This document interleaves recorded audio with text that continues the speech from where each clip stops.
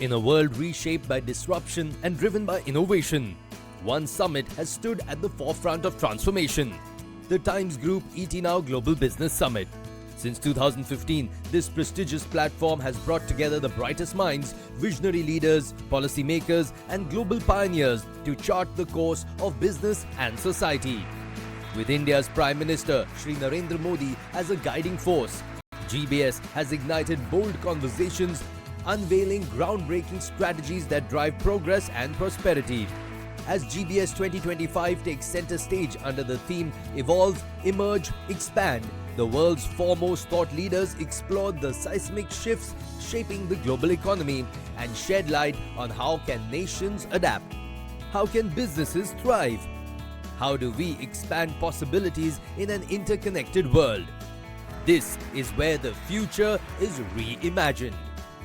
In this episode, Philip Morris International's Frederick De Wilde engaged in an informative conversation with ETNOW's Aisha Faridi, focusing on tobacco industry and its future in an aptly titled session, Bridging Borders, Advancing Global Trade and Investment. Let me start off with, you man a vast region, right? You're talking about independent states from within the Commonwealth, Middle East, the Africa region. Tell me, how do countries with very different demographics, with very different policies, with very different people and boundaries, collaborate together to try and advance global trade? Look, I think global trade has been challenged recently. I think there are commonalities.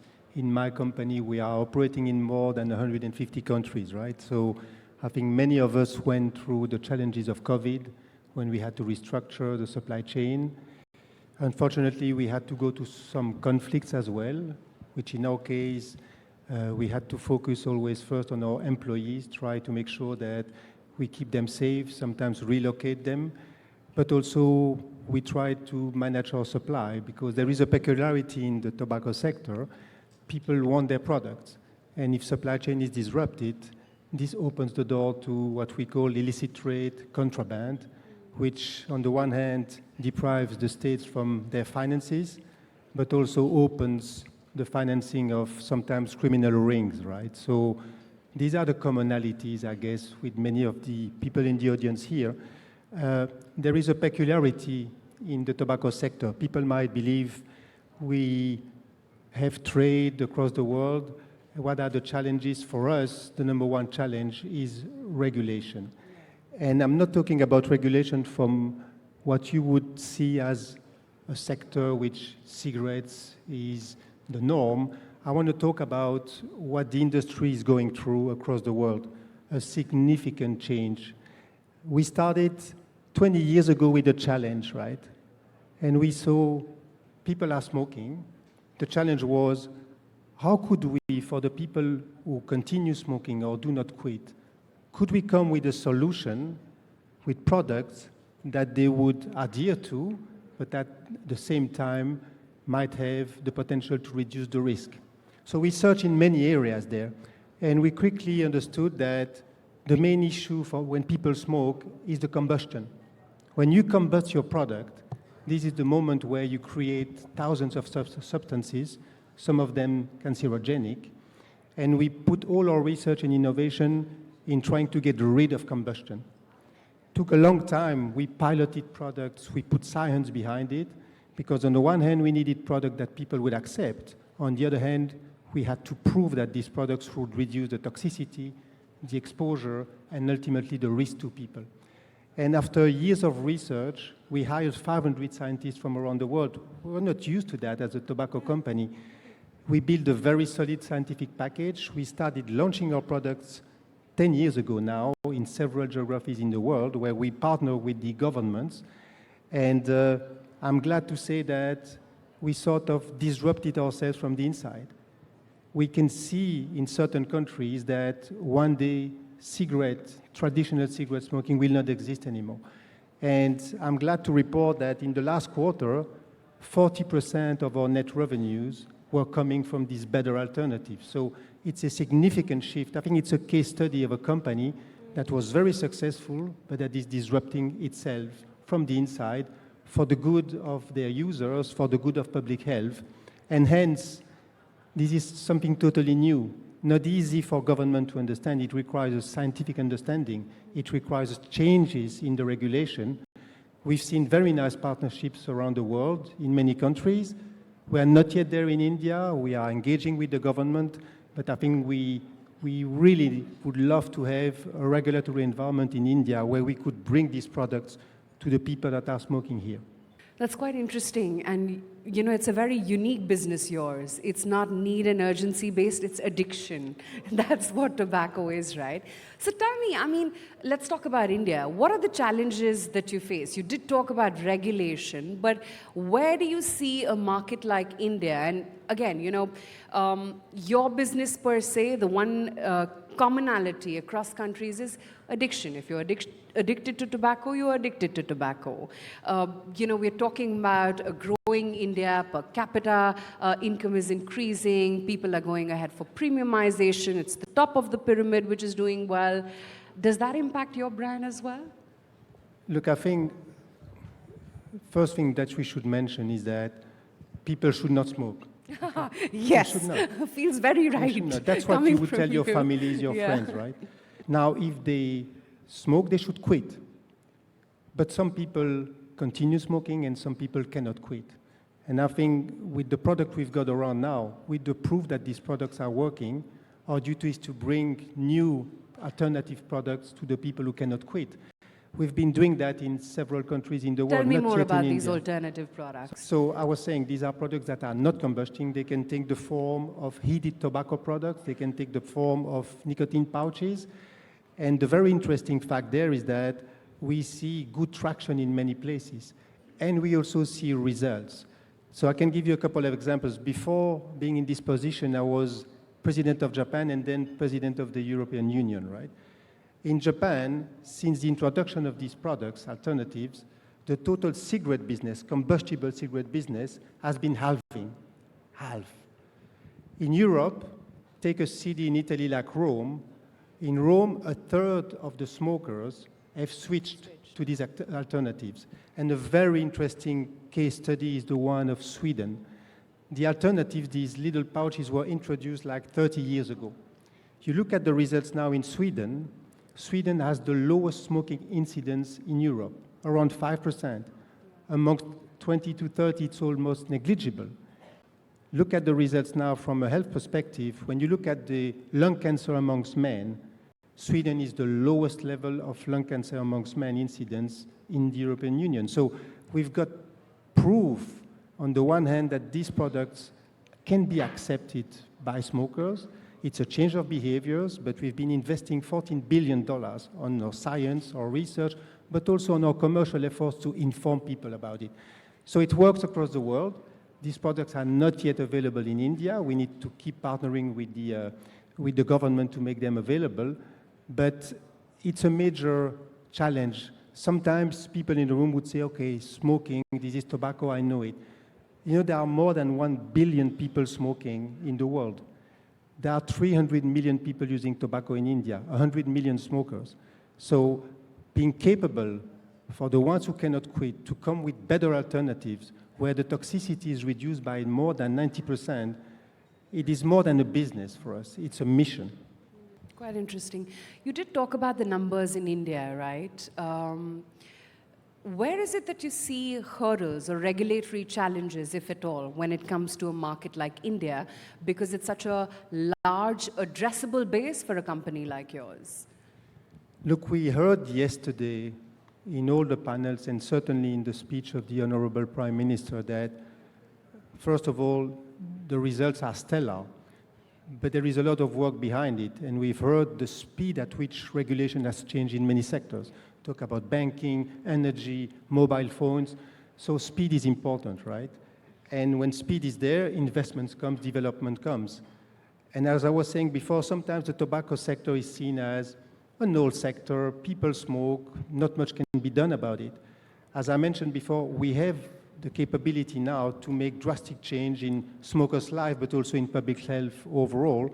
So today we still have a foreign direct investment ban in India, but with this new technology, with this new science that we could bring, not leaving the 300 million tobacco users in India behind, I think we could go through a Wixit buyout also for the tobacco sector in India. And we would be more than willing to invest here once the appropriate regulatory framework would be in place.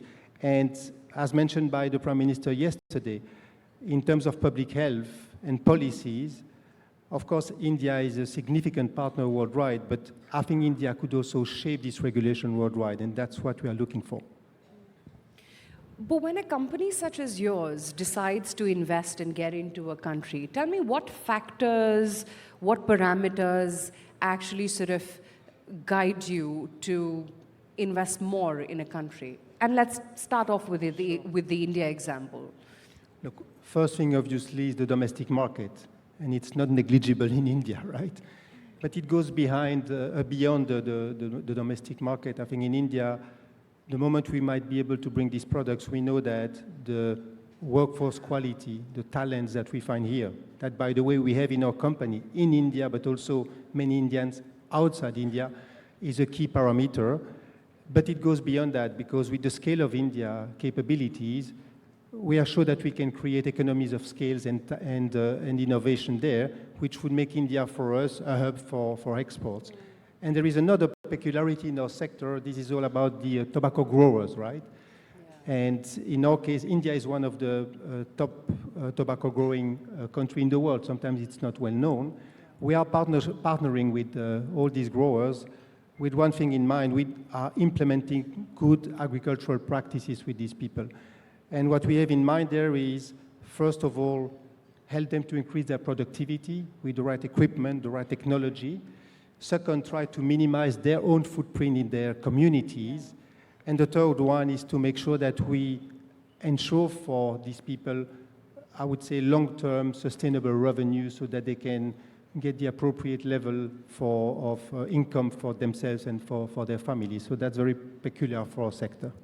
Well, I hope you get to a partnership with the Indian government soon and we see more alternatives here in India. Thank you so much, Frederick. Welcome. Pleasure speaking with you. Thank you.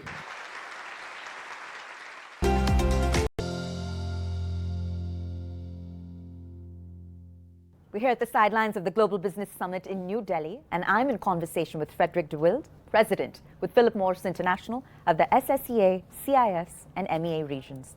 Sir, thank you so much for taking the time to speak with us. Thank you for having me.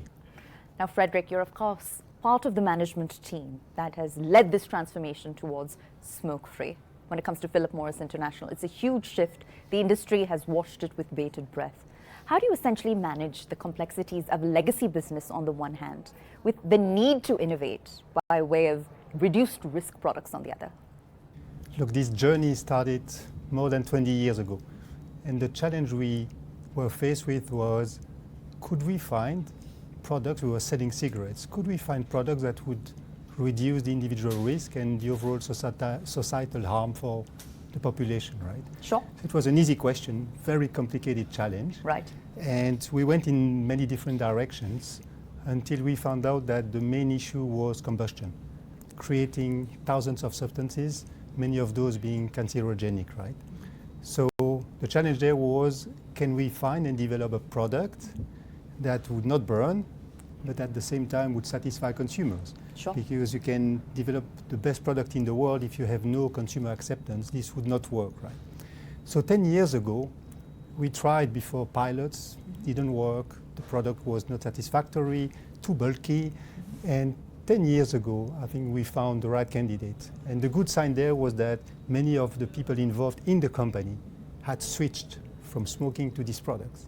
And we said, we are ready to go. We're on to something. So 10 years ago, we started launching the product, right, where we saw very good traction.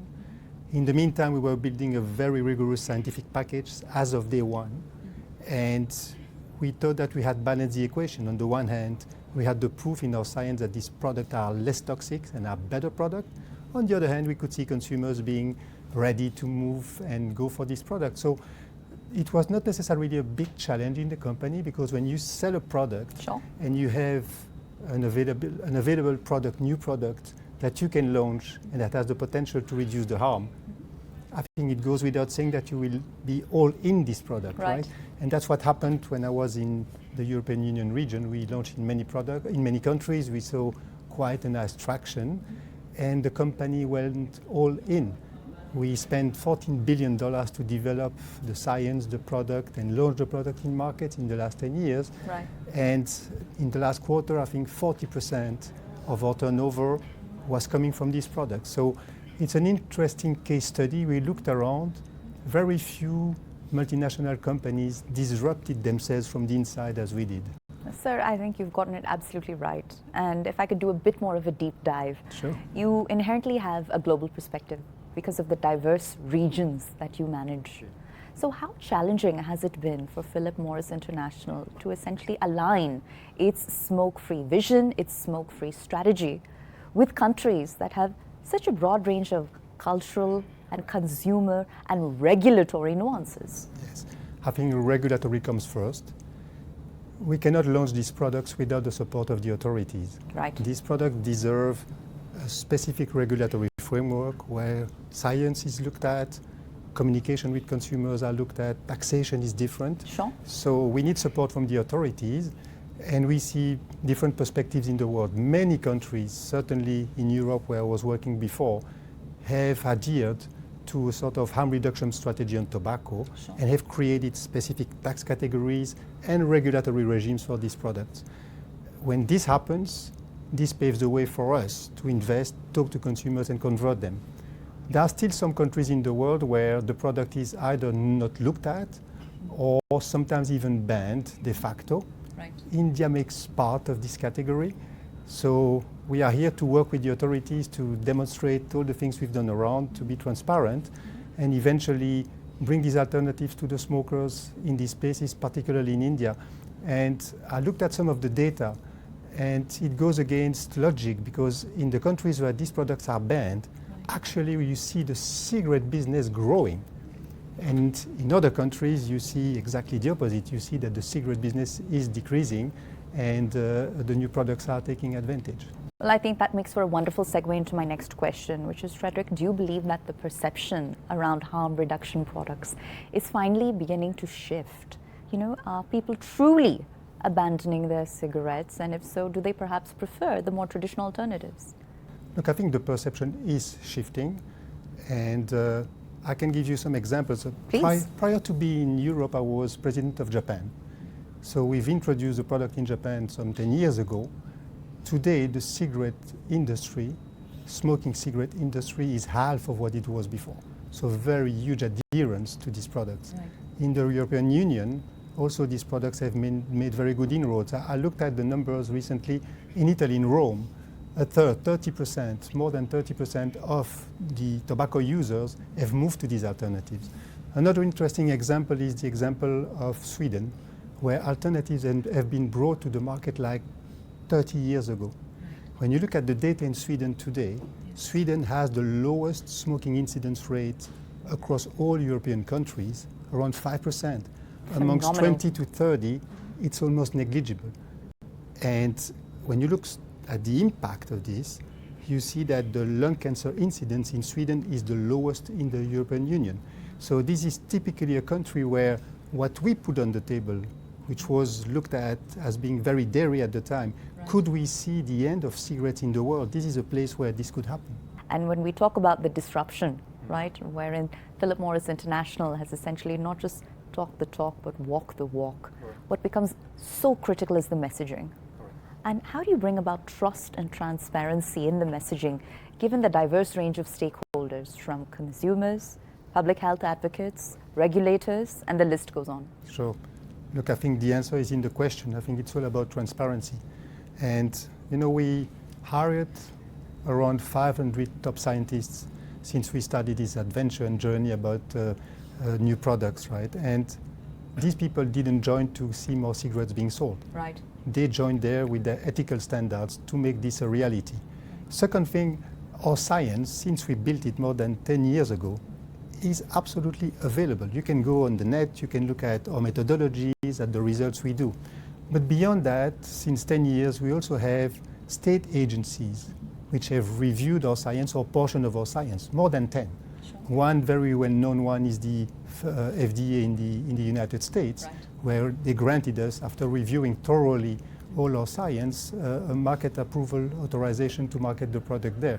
So this is for state agencies. Now, I understand there is skepticism. Right. It's a tobacco company coming with its own science. So we've got our science transparent. We've got state agencies looking at it. But there is also more than 750 studies that have been done independently from us on this entire new product that we bring to the market. So I think from that angle, the transparency is there, and therefore the trust is coming. Now, from a consumer standpoint, first of all, I'd like to say that, and this is deeply embedded in our values, people should not smoke. They should not smoke. And if they smoke, they should quit. Unfortunately, some people want to continue smoking or cannot quit. Right. And this is why we are coming with these products, right? Second thing, minors should not have access, should not buy, and should not consume these products. Sure. This is also one of our critical values, things we do every day. People might be skeptical, but we are employees. Most of our employees have children. They don't want their children to see, touch, or consume any of the tobacco products. And when we embed this in the way we operate, in our communication, we embed transparency and responsibility, we see that we are moving the needle in many, many places. Well, Frederick, I'd like to thank you for taking the time Thank to you. speak with us and sharing such a rich range of insights from your personal and professional journey alike. We wish you and the larger PMI team all the continued success, sir. Thank you so much. Thanks Thank a lot. you.